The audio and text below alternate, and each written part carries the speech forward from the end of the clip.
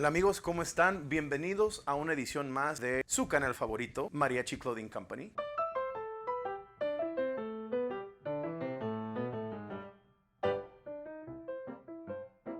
Welcome to another edition of Mariachi Clothing Company.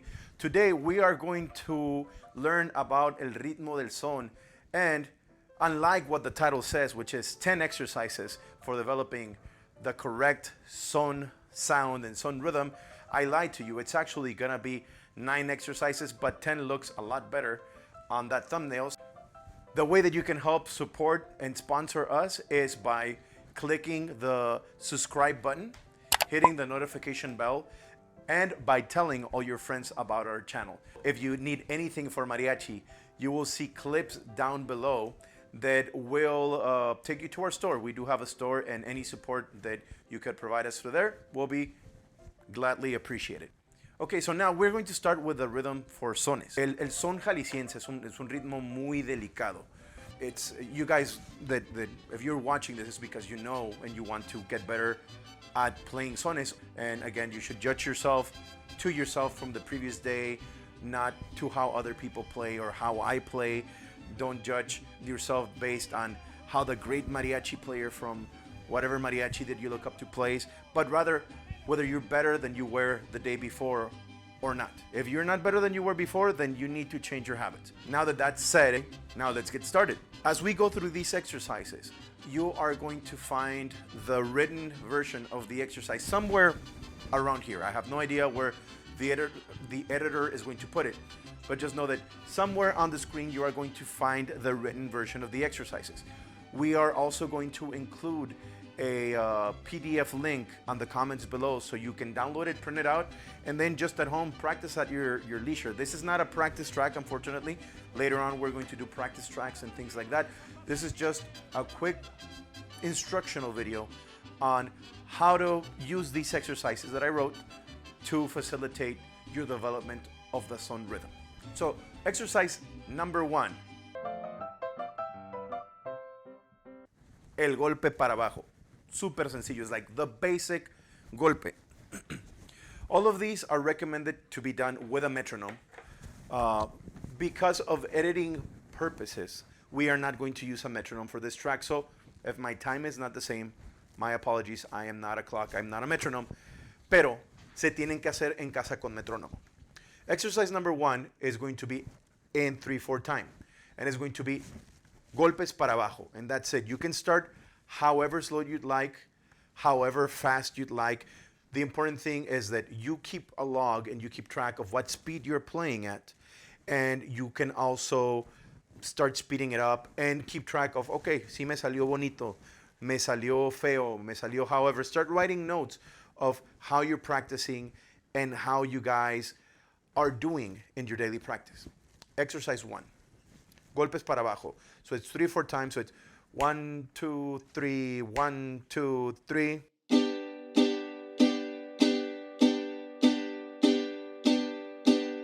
So you're going to practice just golpes para abajo. Aiming for a clean sound, whatever chord you'd like, or if you want to do.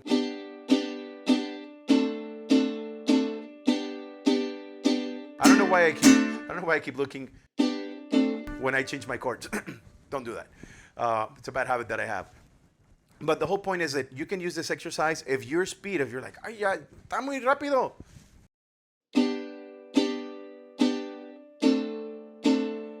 You slow it down to whatever speed is the most convenient for you. But track that down, whatever you're comfortable with, and then start speeding it up. That's exercise number 1, getting a clean down strum, el uno. Exercise number 2. It's the inverse. Clean golpe para arriba, and again, you're going to have it somewhere on the screen, you know, a little cropped image of that exercise, whatever chord you want, whatever chord changes you want to do. I'm going to stick to G and D7. Okay, so now we are returning to step number 2. El paso número 2, golpe hacia arriba or strumming up. Make sure that when you strum up, and this is one of my weakest points, and as a musician, I can admit my points of weakness. My upstrum is a little bit sloppy, so it's a good reminder for me that I have to become a better musician and practice my upstrum more. Mismo patrón, same pattern, 3/4 time. Make sure that you don't do what I do, which is I sometimes hit the wood and you hear that clack, so you hear that, so it's gonna take some time, and me even actually. So 1, 2, 3.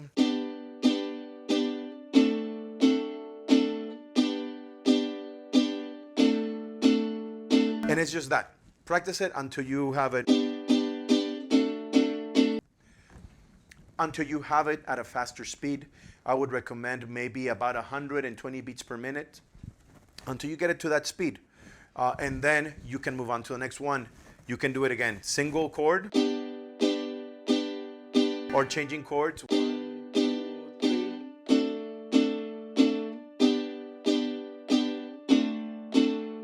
You can do it however you find it easier for you. Now exercise number 3.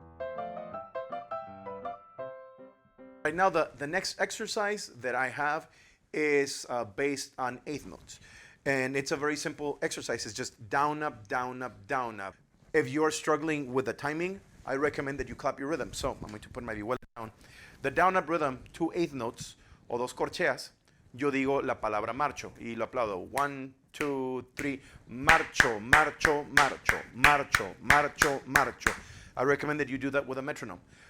You can do it differently in band and orchestra. They use a 1 and 2 and 3 and 1 and 2 and 3 and, where the number is on the beat. Whatever method you choose, it doesn't matter. You can use taco, taco, taco. Other people use different words. No one is right or wrong. It's just different methodologies, different mnemonic devices.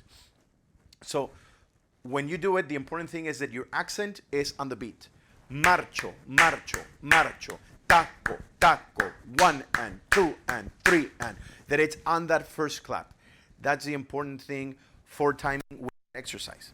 So again, the important thing is timing. You do it with your metronome. 1, 2, 3.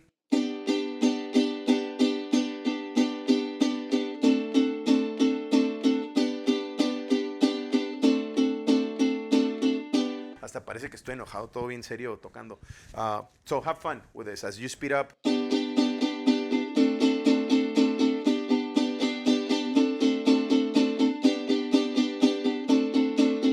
One thing that I did wrong right now on my first drum was that I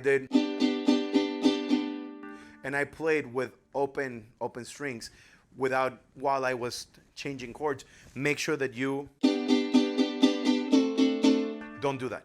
That's one thing that's a very common mistake when you are starting, that you are playing open chords as you are. You do that. That's super wrong. Make sure that you are. And you can use these exercises too. Change chords and practice that so your chords are clean. Your focus is not the chords. Your focus is your right hand, your manicos. That's exercise number 3. Now for exercise number 4, we are going to combine exercise number 1 and number 3. So we are going to do quarter note and 2 groups of eighth notes. So we are playing.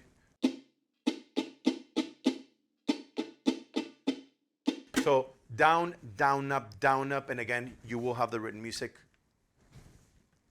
there maybe? I don't know. Down there, wherever they put it. And hopefully, as I'm pointing to it, they're not like moving it around, which is really gonna bother me. So I hope that they're not doing that when I'm trying to choose a corner. Anywho, so you're going to play down, down, up, down, up. When you clap it, voy, marcho, marcho, voy, marcho, marcho, voy, marcho, marcho. That's your accent. If you're doing orchestral or band method, is 1, 2, and 3, and 1, 2, and 3, and 1, 2, and 3, and 1. Make sure that quarter note, you keep the full value of the quarter note, that you don't rush through it. Again, very important to practice this with a metronome. So 1, 2, 3.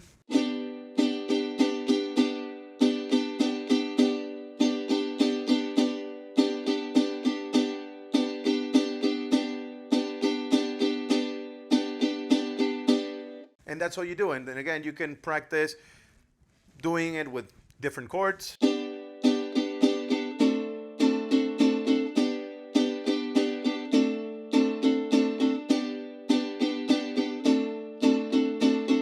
Super sencillo. Okay, so that's exercise number 4, I believe.